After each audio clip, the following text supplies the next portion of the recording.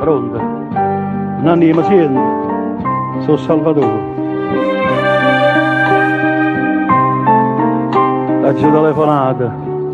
Stiamo pensiero. Voglio sapere guaglione, Nanni. E i guaglioni stanno fuori. Ma stanno tormentando male pensiero. Come amara sta lontana quando tiene una famiglia, quando una palazza vende cartolina. Un devise io ora nell'ora e la mani chiude quando sentono udire e una canzone.